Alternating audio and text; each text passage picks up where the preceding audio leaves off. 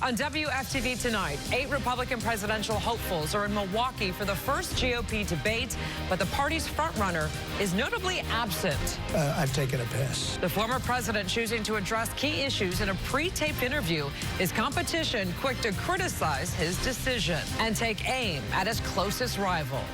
And then we're following up on promises made to firefighters by the governor's handpicked board overseeing Reedy Creek.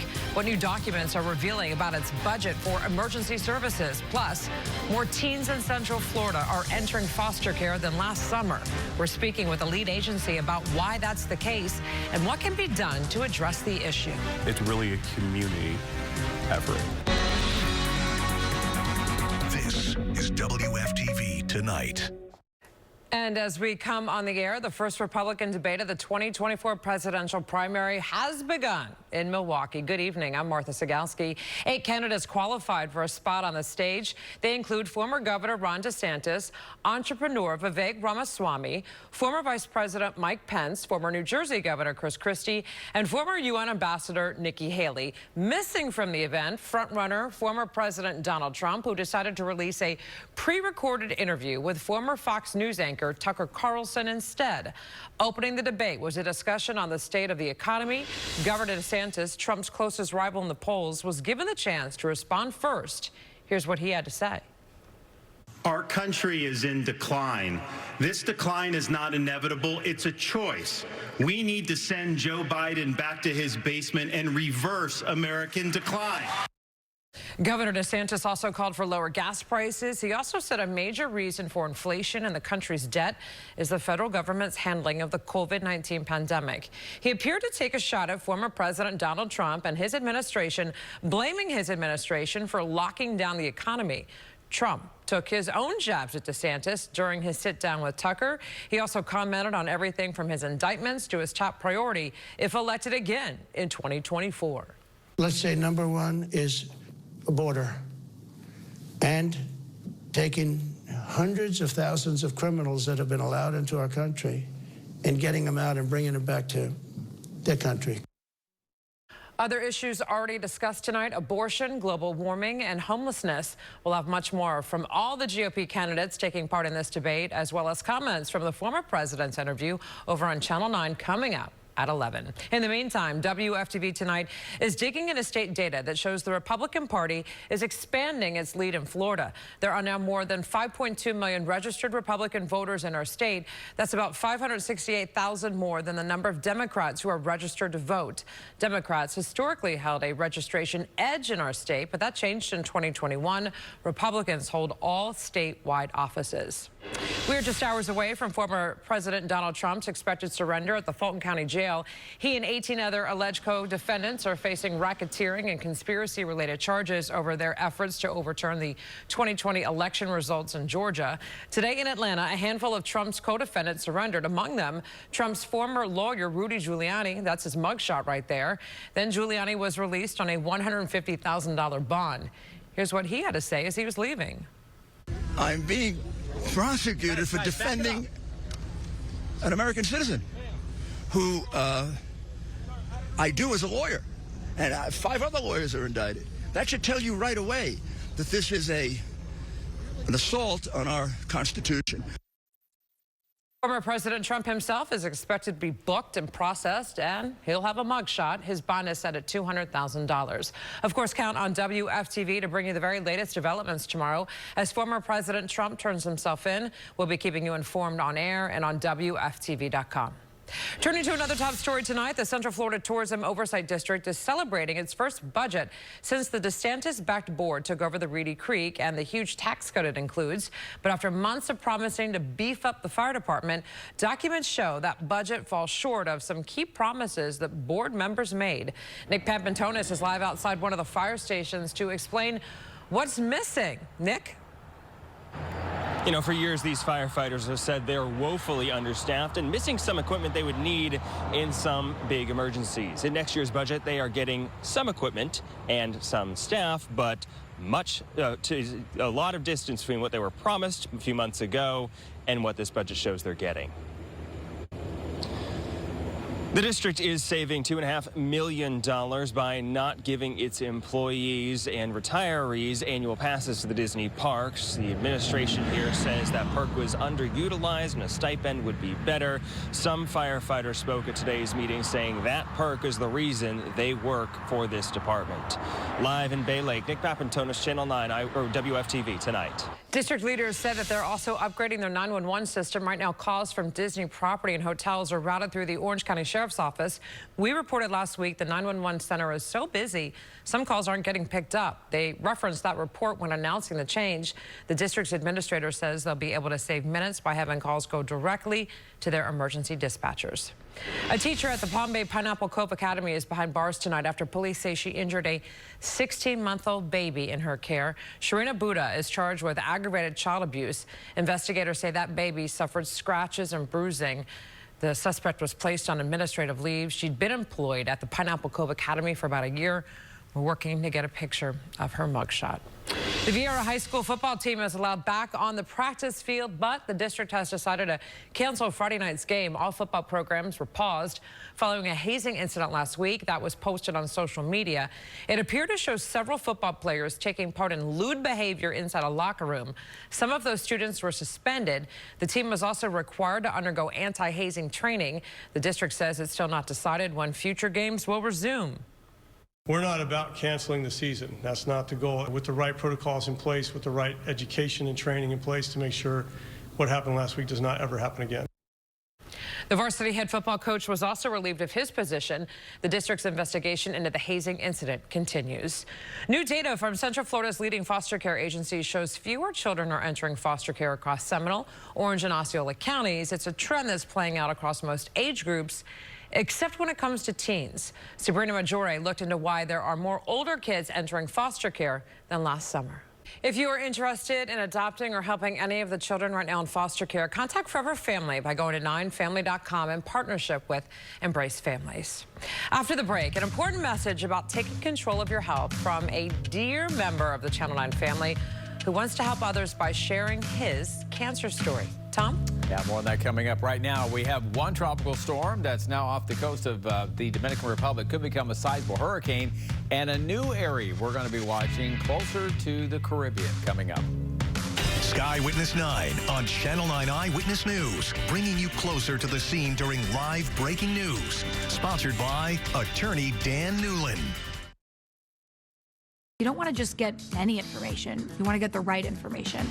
This happened last night, this is what's happening now, and this is how that's going to affect your day later on. That way you're ready. Nothing is a surprise to you, and you have what you need for the day ahead. So we plan your day with weather and traffic so that you don't have to be late. Whatever you're doing, you know what the weather is going to be at that time. The most valuable information in the quickest amount of time. That's what we do. Channel 9 Eyewitness News this morning, live tomorrow starting at 4:30 a.m. We are here to report the news, not be the news. However, today we're sharing a story on our Greg Warmeth. Behind the camera, he's been battling a form of cancer. It requires an aggressive surgery followed by a cosmetic procedure to repair his lower lip. He is sharing his story tonight so you know why he will be off the anchor desk for a little bit. And most importantly, to remind you to take control of your health today. You could call Greg a beach baby. From a little boy to raising his own boys, the beach has always been his backyard. From day one, I was like the Coppertone kid. You know, I was always outside, and it didn't really dawn on me until this diagnosis that almost every picture of my childhood, literally, I either had my shirt off, or I was at the beach, or I was outside. Coach, coach, coach. Years of coaching Little League. Go, go, go. Boating, being in the sun has always been a way of life, but decades of basking in the sun has now come with a steep price. A lot of the damage was done, more than likely, was something that happened in my youth and then, you know, never got a break. I did use some protection on my face, on my lip, but with your lip, you know, you lick your lips, you drink, you're in the water, and you don't think it's going to happen to you. So it did, and we're going to try to fix it. Over the last 6 months, Greg has been noticing changes, and it's when he noticed a pea-sized knot on his bottom lip, he knew something wasn't right and looked for answers. It was originally told to me that this knot, which was bothering me, was from trauma as either a kid, a hockey player, whatever, and it was scar tissue.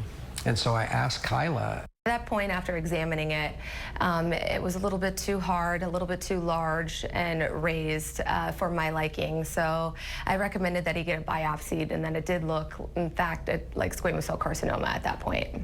It was after that appointment that Greg got a second biopsy and confirmed what he deep down already knew, that this was something serious. If this is not taken care of, there are lymph nodes, there's a whole host of pretty scary stuff that could happen. So I want to be here. After consulting with several doctors and talking with his family, Greg will undergo surgery, recover, and in due time be back on the air, using his own story to implore others to take care of their health now. Because I think it's important for people to see my journey. And I'm hopeful and I'm confident. And, you know, the Bible talks about that all good and bad is used for the good.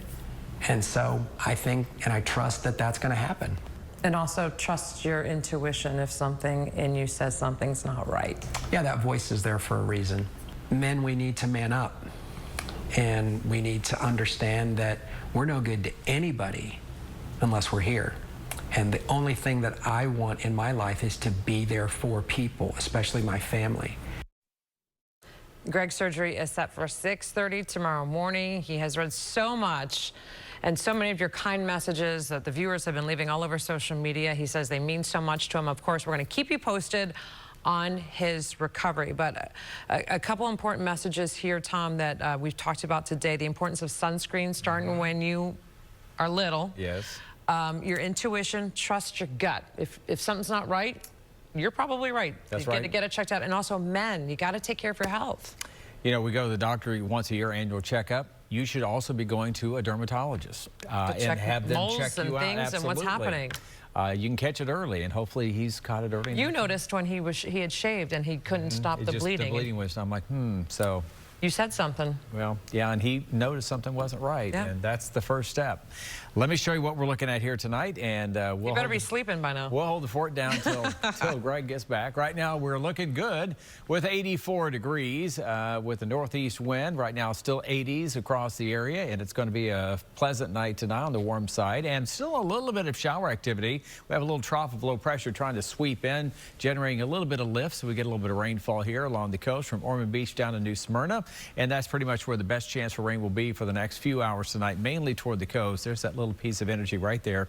But behind it, we've got more dry air and more mostly rain-free days ahead. Now, right now, Future Track brings by later tonight these scattered showers coming through DeLand, Sanford, Titusville, and starting to break up as they move farther inland. And once that passes, I just don't see a whole lot of rain for us until probably early next week. New Smyrna, we've got an early shower, but a nice day at the beach tomorrow as we get back in the upper 80s to near 90 degrees, 90s across the rest of the area.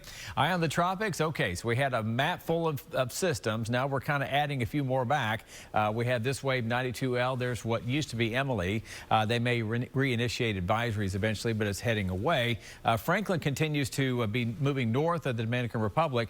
And now we're watching this area. I started talking about this earlier over on Channel 9, and there's going to be some energy coming north from the Pacific across into the Western Caribbean. Not every forecast model shows this really. The American GFS is kind of the odd model out. It doesn't really show much, but the European model and several others are all showing something trying to form and pull in to the northwestern Caribbean. So we'll be keeping an eye on that for the weekend. Also keeping an eye on Franklin. It's still continuing to move toward the north and east, and will kind of swing east and get pulled back more to the north as the steering winds change. But this could be a sizable hurricane off our east coast. So wave activity, the first we've had from a system this season, will be something we'll be looking at early next week. For Winter Park, we've got a dry next several days. There's that better chance for rain as some tropical moisture, even if nothing develops coming into the Caribbean and the Gulf. I think our rain chance will be higher heading into the early to middle part of next week, and not just Winter Park, but throughout the area. You can see the higher odds for rain, but we're really going to have to watch the Caribbean and the southeastern Gulf, and I'll have the latest forecast models on that. I'll show you what it's telling me when I see you again. 7-day forecast, weekend always in view. We'll hold it right at 93, then we boost it up a couple degrees. Going to be a hot weekend, but mostly dry. And then by early next week, watching the tropics, watching a higher chance for rain. Again, much more coming up. Martha? All right, Tom, thanks. We're just 2 days away from the next crewed mission from our Space Coast. How NASA and SpaceX are preparing for a liftoff. Next. Weather from Severe Weather Center 9 is brought to you by the law offices of Attorney Dan Newland. NASA and SpaceX are about to launch the third crewed mission from Florida's Space Coast this year. NASA's SpaceX Crew 7 mission will take 3 astronauts and a cosmonaut to the ISS. Melanie Holt has more on one of the final hurdles before this rocket is ready to launch. Flagler County Superintendent is addressing a recent school assembly that had parents of black students angry. The new message she has for parents today.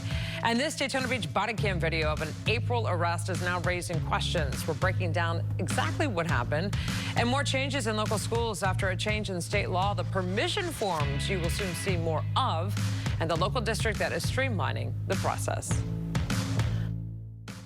It's going to shake up your day if you don't know what to expect. You may need the umbrella at lunchtime. You may not need it on the way home. We'll worry about your commute, what's going to impact you on the roads. We're here to help you prepare for it. Channel 9 Eyewitness News this morning. Newly surfaced police body cam video raising questions tonight about the use of force, and tomorrow the chief of the Daytona Beach Police Department is expected to address those. The video shows an officer right here hitting a man in the head several times with a tennis racket while a police canine is biting that suspect.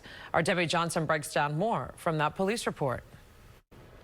That was Debbie Johnson reporting. The Orlando woman accused of shooting at a mother and children before barricading herself in an apartment faced a judge today. A judge granted Janita Huckabee a $55,000 bond. Police say she got into an argument with her grandmother at an apartment complex near Robinson Street on Monday. Investigators say she then fired at a mother and her 6- and 7-year-old children. Thankfully, no one was hurt. Police say she later barricaded herself in an apartment unit with 3 children before eventually surrendering. Right now, we are working to learn more about this scene that's unfolding in Port Orange. As you can see, several police cruisers responded to an apartment complex near Town West and Karachi Boulevards. We'll let you know when we find out why they are there. New details tonight about possible hand grenades and how they were found at a Flagler County home. The Flagler County Sheriff's Office now says no live explosives were found in the home on Blair Drive. This is what the scene looked like this afternoon. Police in nearby homes were evacuated and several streets in the area were closed to traffic. Residents were allowed back into their homes just before 8 o'clock tonight. Well, the Flagler County School interim superintendent is addressing the fallout from a recent school assembly. Friday's assembly at Bunnell Elementary was for black students. The district said it was to encourage 4th and 5th graders to perform better on tests. But parents say their kids were told if they didn't do well on their upcoming tests, they could end up dead or in jail. A video message by the interim superintendent was posted to the school district's website this afternoon, apologizing for how it was approached. Students should never be separated by race. We acknowledge that this and other subgroups of students must improve, but our commitment is improved academic achievement for all students. The school principal has offered counseling to the students who were directly impacted by this assembly. There are more changes coming to local schools because of the state's new parental rights and education law. Parents are being asked to sign off on a lot of things when it comes to their children in the classroom, and that includes all activities and events that are school sponsored. Seminole County Public Schools told our Jeff Left Coolidge it's trying to make the process easy for parents. The State Board of Education has passed a new rule that will designate school bathrooms based on a person's gender at birth. It's part of a law passed by Governor DeSantis in May that requires people to use bathrooms based on their gender at birth. The rule will require state colleges and private schools to update policies and procedures based on that law to include people who aren't students or employees. They'll also have to create disciplinary actions for faculty and staff who violate the law. Palm Bay police say a crane operator accidentally hit power lines this morning, leading to his death. Kester Gittens was operating a crane at a construction site. They say that crane was hoisting trusses onto the roof of a home when it hit a power line, and that caused the cab of the crane to be electrified and catch fire. Gittins died at the scene. The accident also knocked out power in the area. Power crews are working to fix the damage and get the power back on. The Marion County Sheriff's Office needs your help tonight identifying a masked man who stole more than $2,000 worth of pigeons from a home in Reddick. Surveillance video was able to catch this guy right here, a bird's eye view, if you will, of the man you see on your screen after he fled with the birds. If you recognize him, he's got some tattoos there. If you know where he is, you're being urged to contact the Marion County Sheriff's Office. State officials returned $33 million in unclaimed property to Floridians last month, everything from tangible items to unclaimed bank accounts, stock dividends, and utility or rent deposits. The state's chief financial officer says 1 in 5 Floridians has some type of unclaimed property. He says there are more than $2 billion in assets that have yet to be claimed. Dollars, safety deposit box, you name it.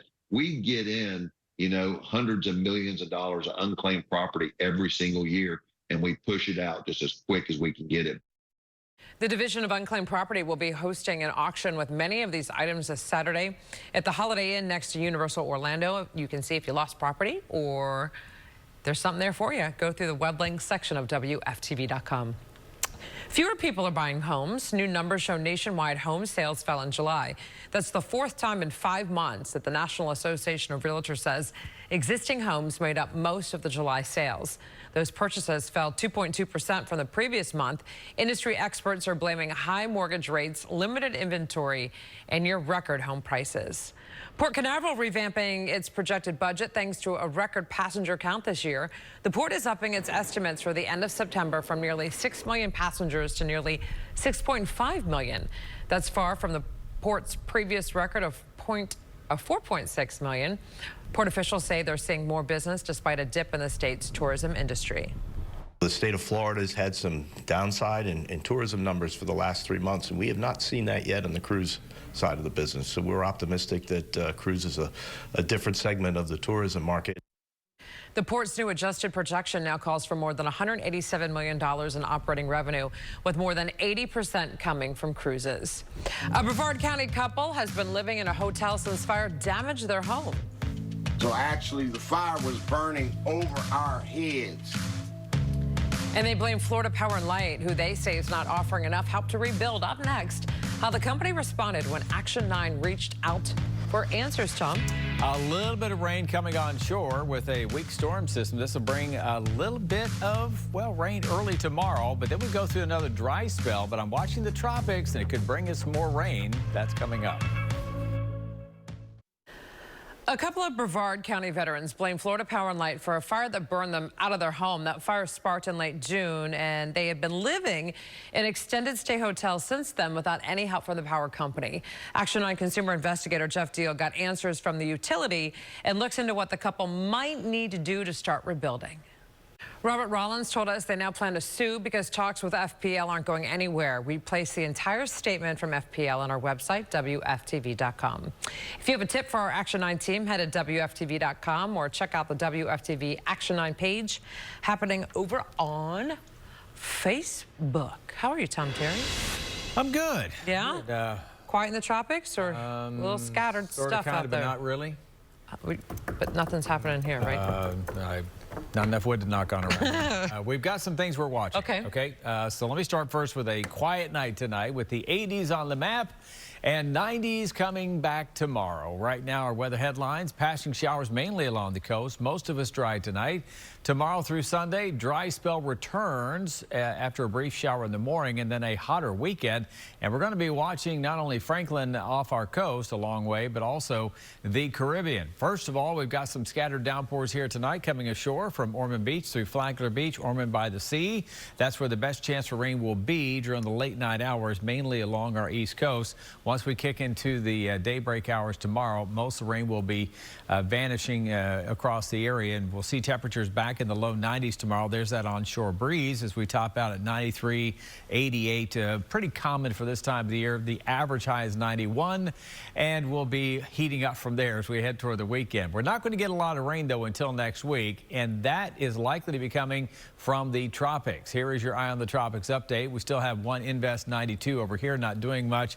Emily Italy may try to regenerate moving north and away. Franklin will be talking about, and we're also watching this area across the southwestern Caribbean. That's going to be a source of trouble possibly for the upcoming work week. Right now, Franklin continues to lift north. This could actually become a fairly sizable hurricane several hundred miles off of our coast and moving north. Wave activity we'll keep an eye on.